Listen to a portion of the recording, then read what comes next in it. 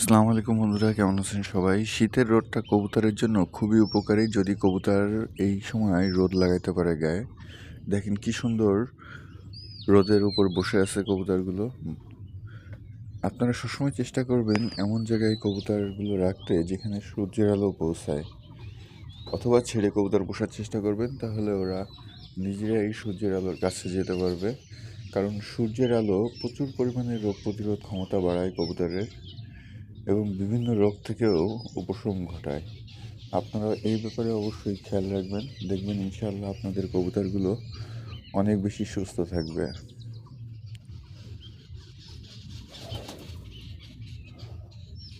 ধন্যবাদ সবাইকে। ভিডিওটি ভালো লাগলে চ্যানেলটি সাবস্ক্রাইব করে সাথে থাকবেন।